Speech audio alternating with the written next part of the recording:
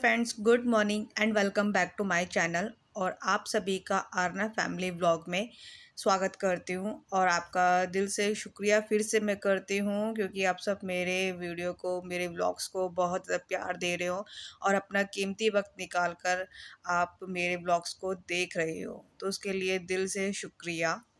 तो अभी सुबह का टाइम है, जस्ट आकर बाहर आई हूँ, मैं गेट खोलकर बाहर आई हूँ। बाहर बहुत ही ज़्यादा अच्छी हवा चल रही थी, ठंडी ठंडी। तो सोचा कि चलो 5-10 मिनट यहाँ पर आराम से मैं अपना वॉक कर लेती हूँ, ठंडी ठंडी हवा ले लेती हूँ, फ्रेश वाली हवा ले लेती हूँ। उसके बाद है फिर जाते हैं अपने काम घर के करते हैं शुरू।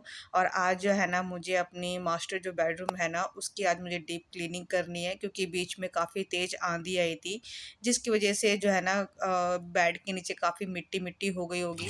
क्योंकि बेड के हम जितना हाथ जाता है उतना ही मतलब मैं मार देती हूँ, पर फिर भी जो अच्छे से जो होती है ना सफाई, वो अभी तक नहीं हो पा रही है।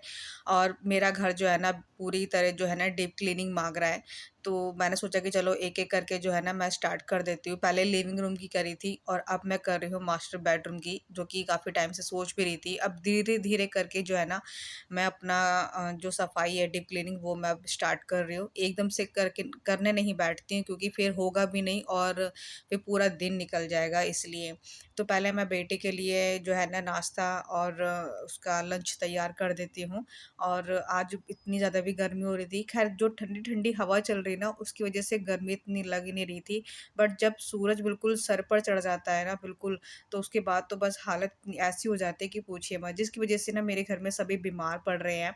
और बेटी स्कूल जाना था, तो उसके पेट में धीरे धीरे दर्द होने लगा, फिर उसको एक बार वॉमिट हो गई। मैंने उसको मना भी किया था कि मत जाओ स्कूल, तो उसने बोला कि नहीं, मुझे स्कूल जाना है, उसको स्कूल जाना अच्छा लगता है। तो ज़बरदस्ती वो स्कूल गई थी। फिर मैंने उसकी मैम को मैसेज भी किया था, फ़ोन भी किया, मैसेज किया। तो मैंने उनको बोल दिया था कि जैसा भी आपको कुछ लगे ना, क्योंकि वो मान ही नहीं रही है स्कूल, उसको जाना ही जाना है। तो मैंने बोला था कि मैम को कि मैम आपको जैसा भी लगे तो आप मुझे इन्फॉर्म कर देना। तो वो तो उन्होंने बोला था कि चलो ठीक है, मैं बता दूँगी जैसा भी कुछ होता है। बट मैंने उसको पेट दर्द की जो है ना मेडिसिन खिलाकर ही भेजी थी। पता नहीं क्या हो रहा है घर के अंदर, हमें खुद ही नहीं समझ में आ रहा। घर के अंदर क्या, मतलब सभी की, जब हम आरना को लेकर डॉक्टर के पास गए थे, तो सारे बच्चे जो थे ना डॉक्टर के पास यहाँ पर आए हुए थे। और ये एक इन्फेक्शन चल रहा है बच्चों के अंदर गर्मी की वजह से, जिसकी वजह से बच्चों में इम्यूनिटी कम हो रही है, वॉमिट ज़्यादा हो रही है, पेट दर्द, कुछ खा नहीं रहे हैं। तो ये सारी प्रॉब्लम जो थी ना बच्चों में दिखाई दे रही थी। तो मैंने आरना को रेडी कर दिया। रेडी करते ही करते बस मैं उसका भी लंच पैक करने ही, मतलब लंच जो पैक है ना उसका मैं करने ही जाऊँगी। सब कुछ रेडी हो चुका है, बस अभी घर के काम है वो अभी मैं नहीं करूँगी, क्योंकि मुझे अभी ना अपनी जो रूम है उसकी सफाई करनी है, इसलिए। तो कपड़े मेरे धुल चुके हैं और अभी मैं खाना पैक ही कर रही थी। एकदम से वो आई और कहने लगी कि ना मेरे पेट में दर्द हो रहा है। उसके बाद इसने वॉमिट कर दी। जहाँ वो खड़ी है ना अभी, मतलब जहाँ मैं खड़ी हूँ ना, वहाँ पर इसने वॉमिट कर दी थी। तो फिर भी मैंने उसको मना किया कि वो मानी नहीं, मतलब वो उसको जाना ही था। तो वो गई स्कूल। उसके बाद वो 9:30 बजे करीब फिर इसकी मैम का फ़ोन आ गया था कि वैष्णवी की तबीयत मतलब ख़राब हो गई है और उसको वॉमिट हो रही है। तो उसके पापा गए थे, फिर लेकर आए। मैं उसके बाद जो है ना मैं अपना जो सफाई का काम है काफ़ी लेट शुरू कर रही हूँ, क्योंकि मैं उसका वेट करती रही, वो आए तो मैं उसको देखूँ। तो यही रहा। और उसके बाद वो आई थी, कुछ दवाई वगैरह दी, खिलाए-पिलाए। उसके बाद जो है ना मैं अपना अब सफाई का काम कर रही हूँ। आप यकीन नहीं मानोगे, इतनी ज़्यादा, मतलब वैसे तो मैं करती रहती हूँ, जब हम डीप क्लीनिंग करते हैं ना तब पता चलता है कि हाँ, हमारा घर कितना ज़्यादा गंदा हो रहा है। तो वैसे सब कुछ साफ था, बस कोने-कोने से जो थे ना छोटे-छोटे से जाले लग रहे थे, वो मैंने हटा दिए। क्योंकि मैं ना जब भी मैं झाड़ू लगाती हूँ ना, तो जहाँ तक मेरे दीवारों पर जहाँ तक हाथ जाता है ना, उतनी तक तो मैं झाड़ू लगा देती हूँ। बट ऊपर-ऊपर देखो डेली-डेली तो हो नहीं पाता है ना? तो हफ्ते में ले लो या 15 दिन में ले लो, तो इस तरीके से मैं ना दीवारों को ना साफ करती रहती हूँ। तो दीवार भी साफ रहती है, धूल-मिट्टी भी नहीं होती है और प्लस जो है ना जाले भी नहीं लगे होते हैं। तो एक-एक करके सारी चीज़ों को मैं जो डस्टिंग भी वो भी कर दूँगी एक-एक चीज़ को। और उसके बाद फिर जो गद्दे होंगे ना, गद्दों को भी मैं हटाकर सारे एक बात और बता देती हूँ, गद्दे जो है ना अगर हम अलट-पलट करके उसको लगाएँगे ना गद्दों को, तो गद्दे जो है ना हमारे काफ़ी ठीक रहते हैं, मतलब काफ़ी लॉन्ग टाइम तक चल जाते हैं। और अभी तक मेरे जो गद्दे हैं ना वो शादी पर ही, मतलब मेरी शादी पे ही दिए गए थे वो, और अभी तक टच वुड बहुत अच्छे से चल रहे हैं, क्योंकि मैं जैसे करती हूँ ना, अलट पलट करके जो है ना गद्दों को मैं लगाती रहती हूँ, तो गद्दे ना काफ़ी अच्छे से ना मतलब चल जाते हैं।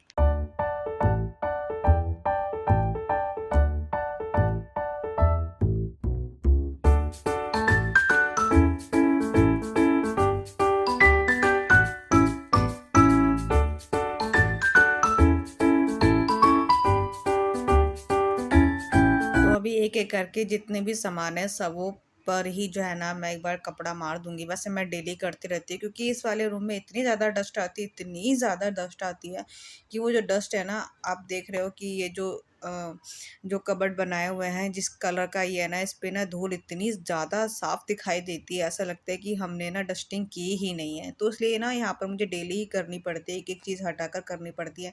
नहीं करूँगी ना तो 1-2 दिन का गैप हो जाएगा, तो ऐसा लगेगा कि पता नहीं कितने दिनों से जो है ना मैंने डस्टिंग नहीं की है। तो एक-एक चीज़ करके अभी डस्टिंग को साफ़ करते हैं, प्लस जो वो है गेट जो है बाहर का, मतलब बालकनी का, उसको भी मैं एक बार कपड़ा अच्छे से मार देती हूँ, ताकि जितनी भी धूल जो जाली के अंदर भर जाती है ना, वो एकदम से ना साफ़ हो जाती है। तो देखो ये गद्दों को मैंने अलट-पलट कर दिया है, तो बस अभी मैं बेड के यहाँ से भी झाड़ू लगा दूँगी, और गद्दे के ऊपर से भी जितनी भी मिट्टी होगी वो उसको भी कर दूँगी। एक तो हमारे गद्दे भी लॉन्ग टाइम एकदम चलते हैं, और इस तरीके से मतलब धूल भी नहीं रहती है। अगर हम 15 दिन में या हफ्ते भर में इस तरीके से हम साफ़ कर देंगे ना, तो धूल भी नहीं आएगी। तो आप देख सकते हो बिल्कुल भी धूल नहीं है, क्योंकि मैं हफ्ते में या 15 दिन में एक बार मैं इस तरीके से साफ़ कर देती हूँ, तो गद्दे भी साफ़ रहते हैं, और जो गद्दे हैं ना वो भी ठीक रहते हैं। तो बस अभी इसको मैं इस तरीके से कर देती हूँ, दूसरा वाला जो गद्दा है ना उसको भी मैं साफ़ कर दूँगी।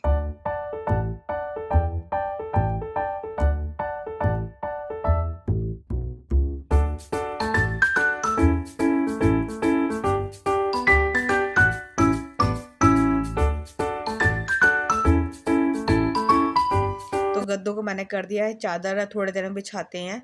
तो अभी बस अभी नीचे से झाड़ू वगैरह सब लगा लेती हूँ, और जो मैंने अभी मिट्टी वगैरह सब कुछ झाड़ दूँगी अच्छे से। और आज जो है ना मुझे अपना वॉशरूम भी साफ़ करना है, जो मास्टर बेडरूम वाला है वो भी मुझे आज साफ़ करना है। तो आज मैंने मतलब डिसाइड कर लिया था रात को ही, जो है ना मुझे रूम प्लस जो उसका वॉशरूम है वो भी मुझे साफ़ करना है। ख़ैर गंदा वो है नहीं, बट एक बार होता है ना कि चल जब हम रूम साफ़ कर रहे हैं तो लगे हाथ वो भी साफ़ कर दूँगी, तो उसके बाद ना फिर सीधा मैं नहाने के लिए चले जाऊँगी।